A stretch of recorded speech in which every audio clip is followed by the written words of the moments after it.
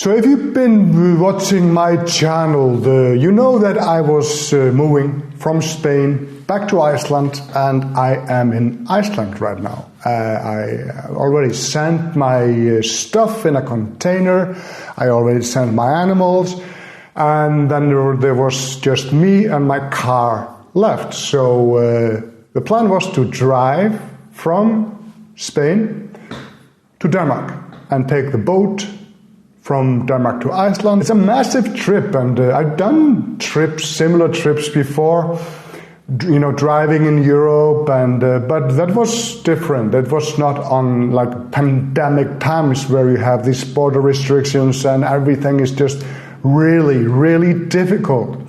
And I don't recommend doing this just for fun. But if you're in my shoes and you just really have to do a trip like this, here's how I did it.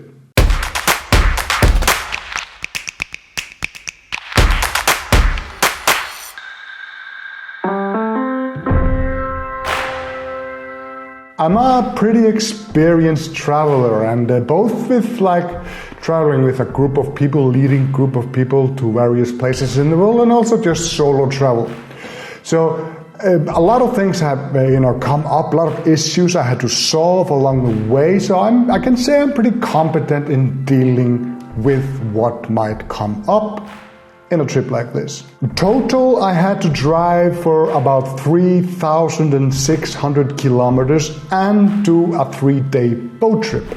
And basically my problems were, not the trip, the distance itself, but the restrictions we had in each country, and every country didn't have the same restrictions, which made it kind of complicated. Every country had a different set of rules. And to make things worse, most countries in Europe now, they expect you to quarantine when you enter the country. It's not enough to have a negative COVID test, you have to quarantine also. But they do allow you to transit through the country if you go straight through and you don't stop anywhere. But the problem with that, I had 3,000 kilometers to drive, and I wasn't going to do that in one go. So I had to sleep somewhere. So I knew of the issue, so I did take blankets and pillows and stuff like that if I would have to stop and sleep in the car. And I was prepared to do that if the hotels would, for some reason, reject me. I departed early, 2 days earlier than I needed to, because when you're driving a distance like that with a lot of things that can come up, you want to have a little buffer to deal with everything that comes up. So the first day I was planning to drive 900 kilometers to France, cross the border to France, and sleep at a hotel in Montpellier. The ride was smooth, no issues. Well, I did get pulled over for speeding. I had to pay 150 euros for that.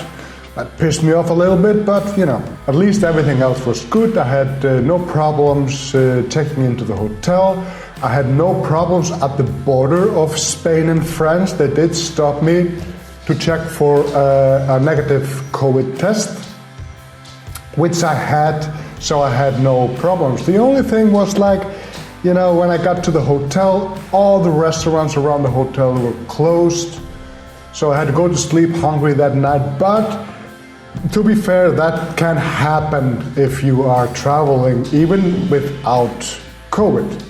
Next day I drove another 900 kilometers to Karlsruhe in Germany. I hope I'm not destroying the pronunciations. Karlsruhe, and that's a town just over the German border. But on the way, not at the borders, but on the way, midway, I was pulled over just off the highway by the French custom.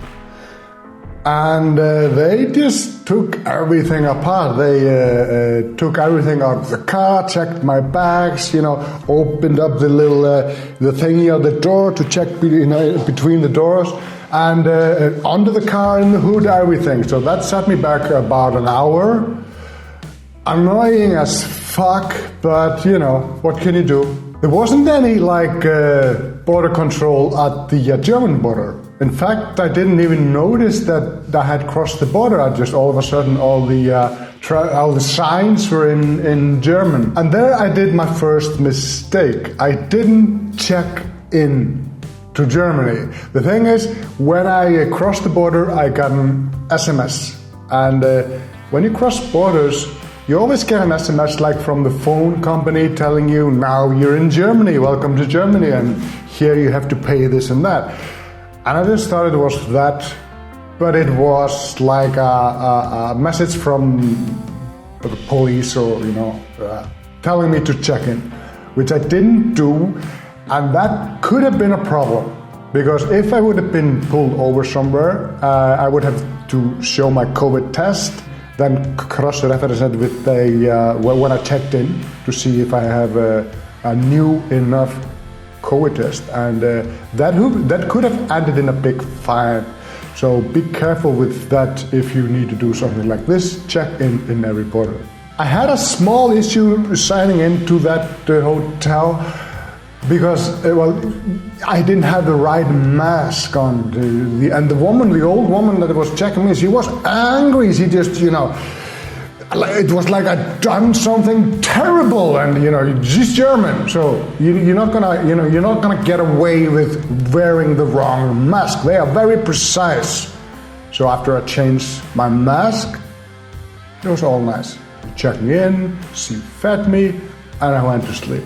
The third day I had a short drive, only 700 kilometers, which is a little better than the other two days of 900. And because I have had no issues so far, I was going to take a rest. Sleep 2 nights in Hamburg. I was getting tired after all that driving. Here's a little German radio for you all.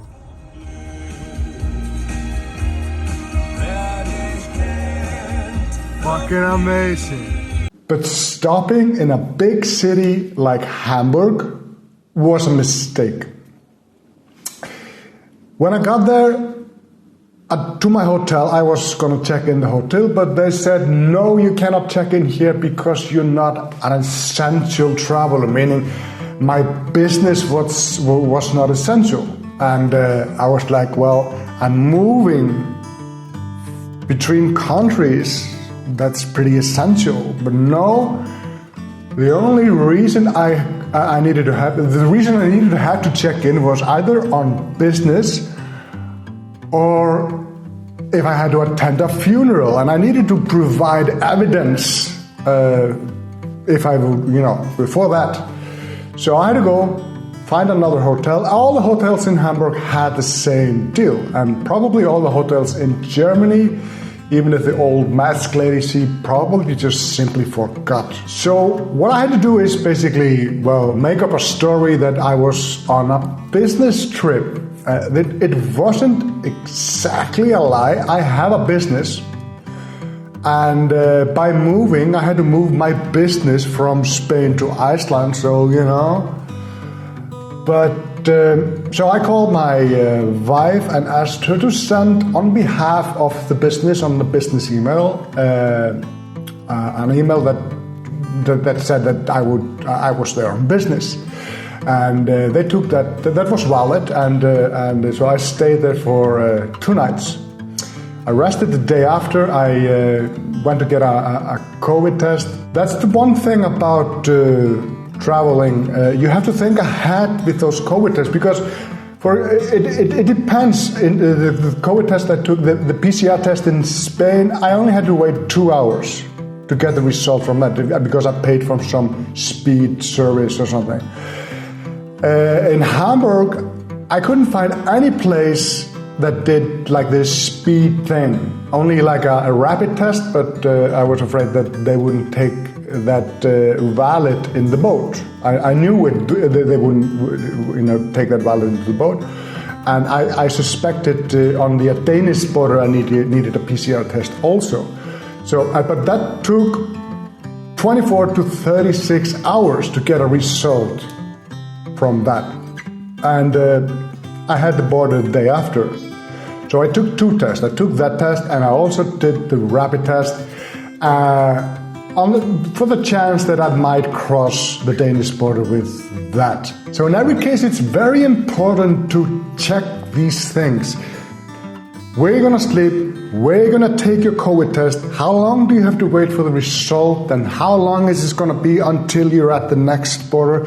You kind of have to know these things. And I was traveling alone. I didn't have anybody with me. So and I had my buffer kind of still. So it wasn't going to be any problems, but nothing after that. After I spent the extra day in Hamburg, nothing really could go wrong. Next day I drove. That was about 500 kilometers. I had to drive to Hirtshals in Denmark, and then when I knew the Danish border was difficult. I heard that they were difficult, and so when I got close to the border, I was just kind of getting worried about it, and so if I didn't have the right COVID test. So I stopped in Flensburg, Germany, which is just like by the border, and there was this like border COVID test site, and I just asked the woman there I needed a test to get over the Danish border, and she, that was no problem, and she came in. That was actually the rapid test, the one I actually had, but that test was getting almost too old, and I needed my test to be within 24 hours, so it was cutting it close. So I took the test, paid for this extra. By then I had spent a small fortune in COVID tests. This is not cheap. Somebody is making money from those COVID tests, but that's another story. So I went to the border. There I was stopped by a boy in an army suit with a gun, and I was like, what the fuck? Okay, but he said I was early. You can transit through Denmark, but you're too early. The ferry leaves tomorrow, and I was like, yeah, but if I go tomorrow, it's very close. I have to board at 12 o'clock, and it's if something happens. And then he took my test and my passport and everything, and went in to talk to big boss man, and they decided to let me through. And he said that I'm only letting you through because you have like a very fresh, like a 20-minute old COVID test. That's why you can go. So I was like, yeah, nice. Lucky that I did stop for this extra COVID test. Otherwise I would have to stay another night in Flensburg, and then having a really narrow window to get to Hirtshals. My cabin here on the ship is pretty nice. It's cool. It's a big screen TV and a double bed, and really nice. And I do have a window, which is cool. I wanted a window.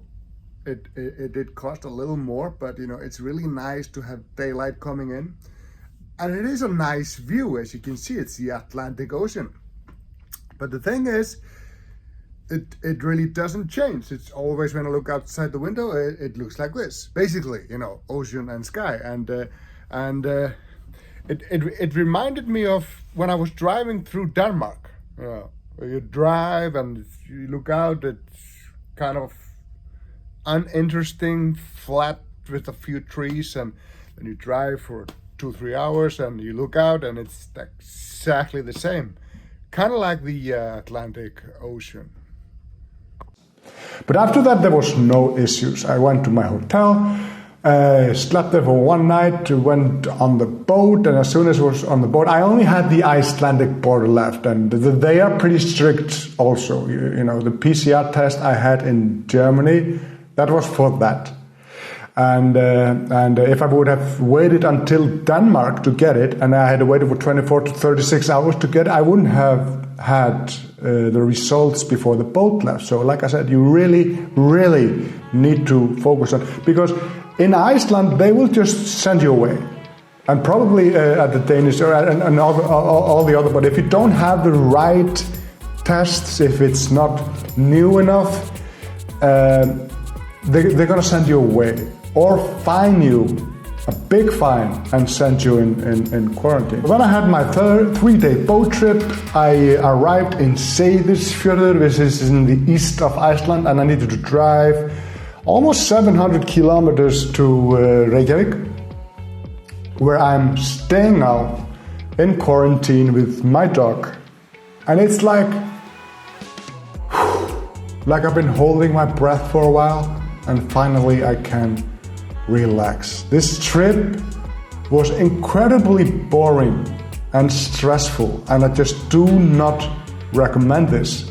I overcome some of this boredom with listening to Game of Thrones. I downloaded it on my phone, and nice. It's really nice. I have it on Audible, and the whole trip, I think I got like 50 hours of Game of Thrones done, and there's a lot left. And if you're interested in that, I do recommend this. This is so good. I'm gonna put a link in the description to this if you are interested to listening to Game of Thrones. It's great. It's been about over 2 weeks since I published my last video. Because of all this, I just, I didn't have time to do anything. But now it's just back to business, and probably next week's video is gonna be from the volcano site, our own volcano here in the back. And I can actually see the light from the volcano from my window when it gets dark. It's pretty cool. So I'm gonna start by flying over there probably. And then I'm gonna go walking there also, and I'm probably gonna be going there a lot. So I hope you find this little travel log somewhat interesting or maybe helpful if you're planning on doing something like that. Other than that, thank you for watching. Goodbye.